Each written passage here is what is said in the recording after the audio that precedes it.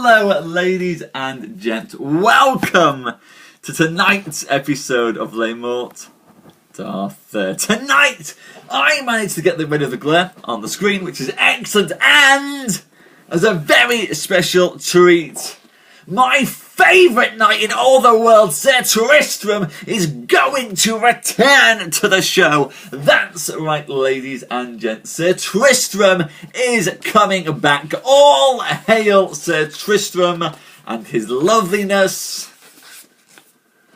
It's good, Katie.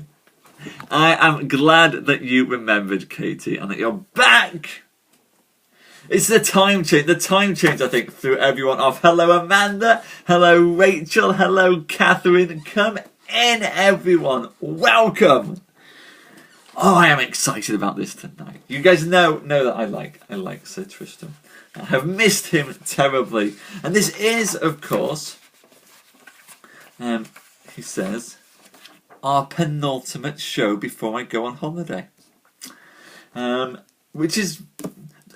I haven't planned it this way, but actually we'll reach the end of season 12 tomorrow, which I think is a nice bit to pause. We'll pause at the end of season 12, which is kind of nice, I think. But hey ho, here we are.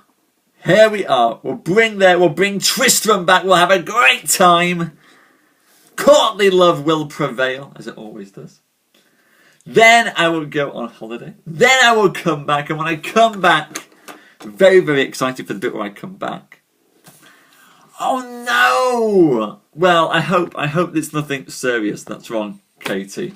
And that you'll get to come along. It's not poetry though tonight. It's my novel, Katie. It's not poetry. It's till bashing.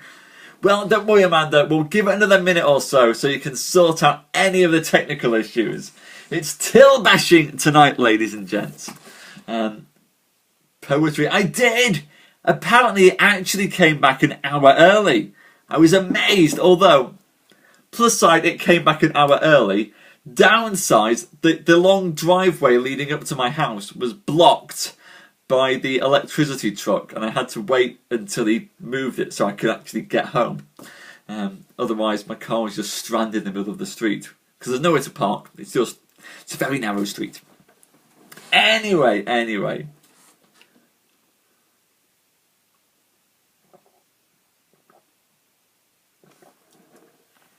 Well, I hope it's all good, Katie. I'm going to get some good news back.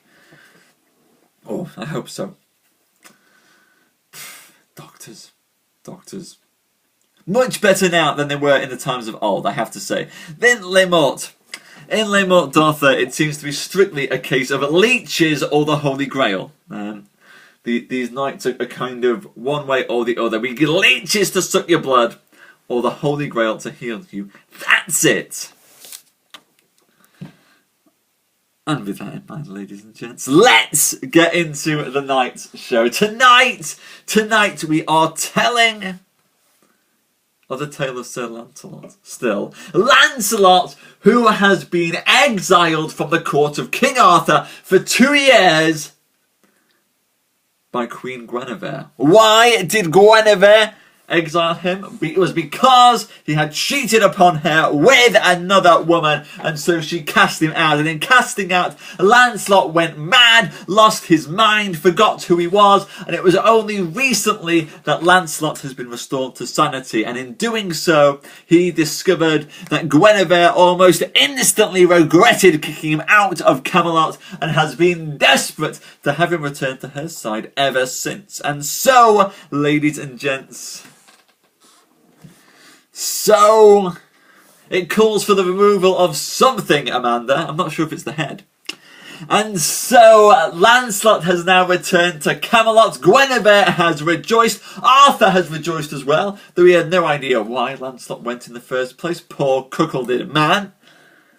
And Lancelot is now in the process of showing many great deeds of arms, and a great feast has been called for the festival I forgot the word there. The great feast has been called for the festival of Pentecost to celebrate the return of Lancelot and all that is good in the world. And so, ladies and gents, hello Anita, come in, sit yourself down. And so, ladies and gents, we get into tonight's show and tell of Tristram and Isolde.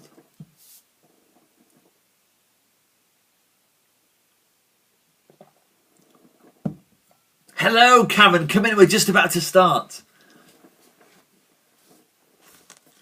Now, we will stop speaking of Sir Lancelot. Instead, we will speak of Sir Tristram and of Sir Palomides, who was this unchristened Saracen. When Sir Tristram had come home to the castle of Joyous Gard from his adventures, all the while that Sir Lancelot was gone, Sir Tristram bore the renown through all the realm of Logris, and many strange adventures befell him, and full well it was manfully and worshipfully that he was brought to an end. And so, when he had come home to the castle, his lover, the fair Isolde, told him of the great feast that should be at Pentecost the next month. And there she told of how Sir Lancelot had been missing for 2 years, and all that while he had been out of his mind with madness.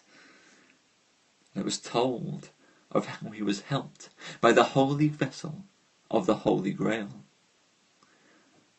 Alas, said Tristram, I have heard that there was some debate between him and Queen Guinevere. Sir, said Isolde, I know it all. For Queen Guinevere sent me a letter in which she wrote to me of all about how it was. And she requires you now to go and seek him. And now, blessed be God, said Isolde, he is whole and sound, and he has come again to the court. I am glad to hear that, said Sir Tristram. And now, you and I should make ourselves ready, for both you and I will be at that feast. Sir, said Isolde, if it would please you, I would rather not be there. For through me you are marked of many good knights, and that causes you to have more labour for my sake than is needed. Then I will not go, said Sir Tristram, for I will not be there unless you are. God defend, said the fair Isolde, for then shall I be spoken of in shame among all queens and ladies of the estate. For you are called one of the noblest knights of the world, and you are a knight of the Round Table. How could you be allowed to be missed from that feast? What shall be said among all the knights? See how Sir Tristram hunteth and hawks, and cowers inside a castle with his lady, and forsakes the worship of Lancelot. Alas, some shall say, it's a pity that ever he was made a knight, or that ever he should have the love of a lady. And also, what will the queens and ladies say of me? It's a pity that I have my life, and I will hold so noble a knight as you from his worship. So God help me, said Tristram. It is passingly well said, and I am nobly counselled by you. And now I do understand that you love me, and as you have counselled me, I will do hereafter. But no man or child shall ride with me other than myself, and so I will ride on the Tuesday next coming, with no more harness of war other than my spear and my sword.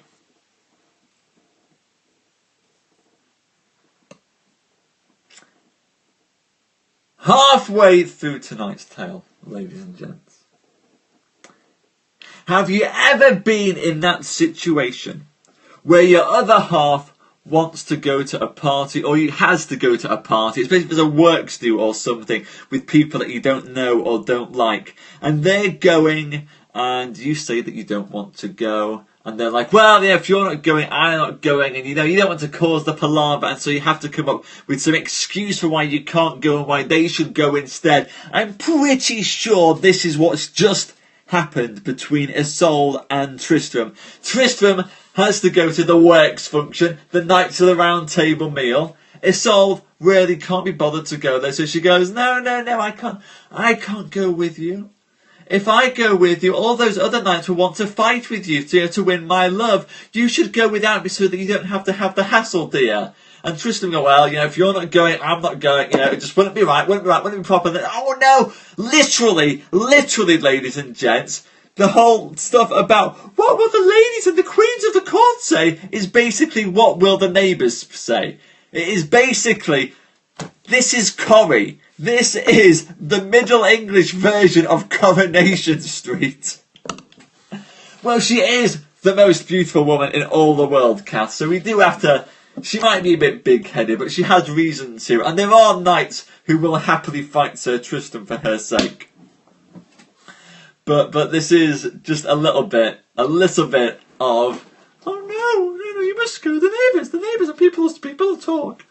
I reckon she just wants to have a night in with her feet up to watch Netflix, eat chocolate cake and drink wine. Which, to be honest, is what most of us would rather do instead of go to rubbish work functions. Unless somebody from work is watching this, in which case the reason I refuse to go to work functions is because I want to sit and watch Netflix and drink wine. It's just this. Cake, wine, Netflix. Done! Anyway, ladies and gents, let's get into the second half of tonight's show. And so, when the day came that Sir Tristram took his leave of the fair Isolde, she sent him with 4 knights. Hello, Jason, come in! And within half a mile, he sent them again. And within a mile after, Sir Tristram saw before him the spot where Sir Palomides had once struck down a knight and almost wounded him to the death. Then Sir Tristram repented that he was not armed, and that he hoved still. And with that, Sir Palomides, who was there, saw Sir Tristram, and he cried on high, Sir Tristram, now we are met. For before we would depart, you and I must redress our old sores.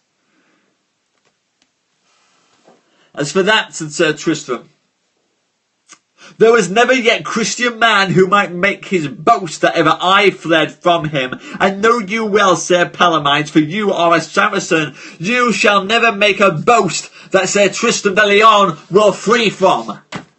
And thence Sir Tristram made his horse to run, and with all his might he came straight upon Sir Palomides, broke his spear upon him, and it shattered into 100 pieces. And forthwith Tristram drew his sword, and then he turned his horse, struck at Sir Palomides 6 great strokes upon the helm, and Sir Palomides stood still and beheld Sir Tristram, and marvelled of his wantonness to do so, and of his folly. Then Sir Palomides said to himself, if Sir Tristram was so armed, and it were hard to defeat him in this battle, if I might turn again and slay him, then I am ashamed whithersoever I go. But then Sir Tristram spoke, and he said, you coward knight! What castest do you do? Why will you not do further battle with me? For have you no doubt I shall endure all your malice?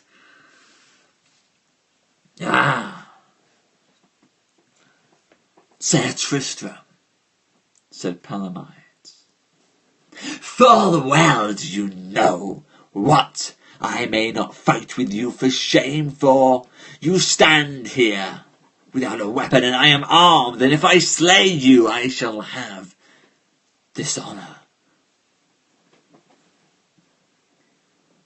And well you would.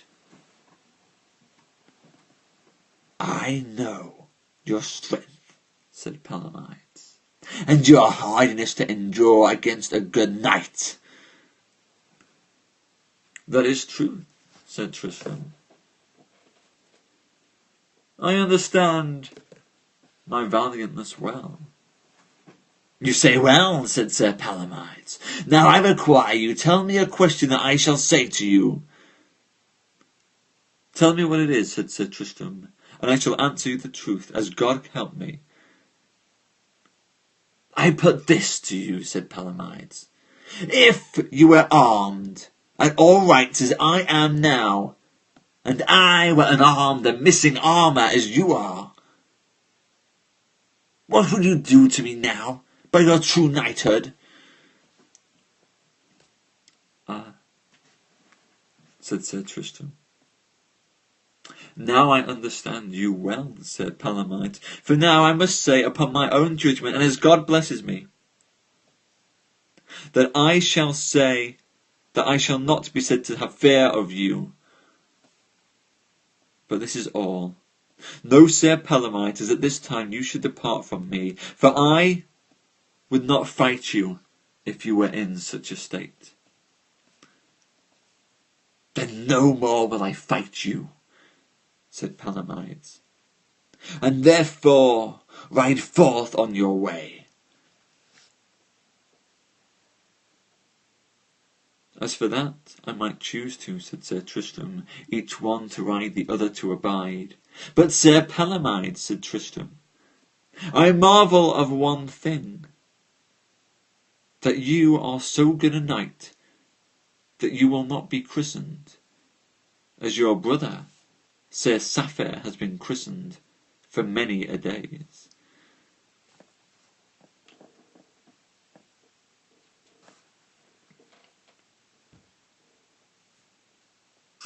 We are at the end of tonight's tale, ladies and gents. Tristram has gone to Camelot without Isolde. Tristram has now met up with Palomides. Palomides sought to fight with Tristram, even though Tristram was not properly armed. Even though Tristram was not properly armed, he still went to do battle against Palomides. And when Tristram went to strike Palomides, then Palomides knew that he could not fight him. For even if Palomides could defeat him, he would win no honour from the battle. And so Palomides asked Tristram what he would do in his situation. Tristram said that he would have spared Palomides' life. Palomides could go no further, ladies and gents. And the two of them have gone on their way. Well.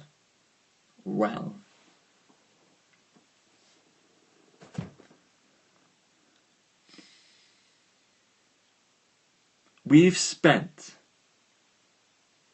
about 3 months, ladies and gents, for about 3 months now, telling the tale of Tristram and Isolde, and of Palomides' jealous love.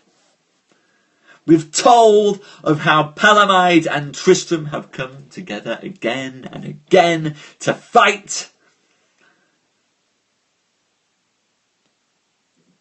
So far, neither one has had the chance to have an all-and-out fight, man versus man, at the height of their strength. But, ladies and gentlemen, tomorrow night, ladies and gents, Tristram and Palomides will be reunited for the title fight. That's right, ladies and gents. Tristram and Palomides will finally fight all out, both of them fully armed, both of them fully prepped, both of them fully ready at full strength. No arrow shall allow Tristram to escape from it this time. No excuse for being in another country will allow Palomides to escape. The two of them will have to fight man against man. There will be blood, there will be shields, there will be swords, armour will be rent from bodies, the ground will turn red with blood, ladies and gents. You will not want to miss tomorrow night's show. It will be epic. Kath is going to miss it, which is a great shame.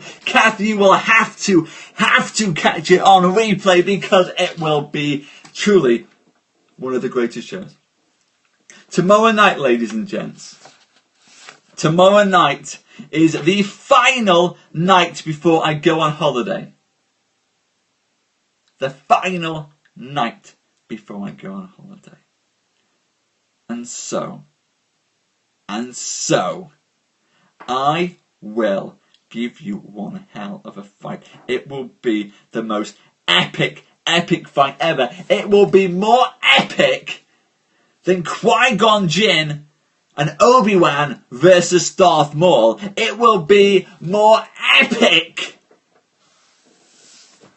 than when Kevin Costner's Robin Hood fought against Alan Rickman's Robin Hood. It will be more epic than when Carney's Conan the Barbarian fought against James Earl Jones and the weird snake monster. It will be one of the greatest fights of all time. Tell your friends, tell your loved ones, tell people that you meet in the street, ladies and gents, for tomorrow's episode will be truly epic. I will put it down. I will put it down, Kath, but do catch the replay tomorrow, Kath. I am sorry that I don't get to say goodbye to you before I go.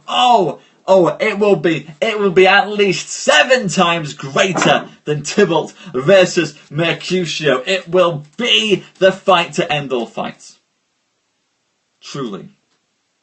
There will never have been a better fight than this. Until the next one.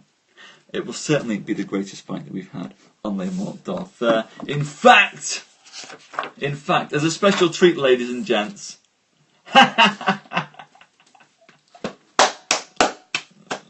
nicely done, Kath. Nicely done. Oh, it's all good, Frank. It's all good. Tomorrow night will be good. What I will do, tomorrow night, I might even depart from the book slightly. Tomorrow night, you might even start to get a little bit of ad-libbing on the fly. Tomorrow night, I'm going to go freestyle, ladies and gents, with this grand fight. You can tell I'm excited for this. I am really excited that entirely by chance, without planning it, we've got the final showdown of Tristram versus Palamite right before we go off on holiday. Black Rabbit, are you excited? Is Azazel excited? I hope the two of you are incredibly excited for the show. Tell everyone. Anyway, coming up next, ladies and gents, is tonight's episode of Till Bashing in a few minutes' time. Don't miss that. Dawn's learning lines for her play, Kath. Dawn is learning lines tonight, so she can't make that. She can't make it. But hopefully Dawn will be here for tomorrow. All be good. Oh, I should say as well, while I'm gone, do please, what I will do, Kath, you're not on our Facebook group. I'll send you the invite to the Facebook group, Kath, so that while I'm gone, you guys can still chat. It's never happened on the show, Frank, I assure you. Never. But I'll tweet out the links, by the way, guys, to the Facebook groups as well, so that you guys can pop along to that when I'm gone. As I know you guys like to chat. So I don't want you guys to miss out on the chat. The chatting will still take place. Danny, Tillbashing is just about to start. Jason, Tillbashing is just about to start. I'm just finishing this. But don't forget to turn it to tomorrow night's Morte D'Arthur. Tomorrow night is Tristram versus Palamite for the greatest fight of our time. It will be great. See you in a bit. Clearly we've got some Romeo and Juliet fans in here. Look. Romeo and Juliet has some great fights, but they will be nothing against tomorrow's. Jason, tonight is Tillbashing. Tonight is the night we read from my novel as opposed to poetry. But Poetry Live will be back tomorrow night. Anyway, I'm going to change scopes, ladies and gents. See you soon. Oh, although I should say thank you. I should say thank you, shouldn't I? I'm getting all mixed up. I've got mixed up because of it just going there. Anyway, big thank you to everyone who came tonight. Thank you, Black Rabbit.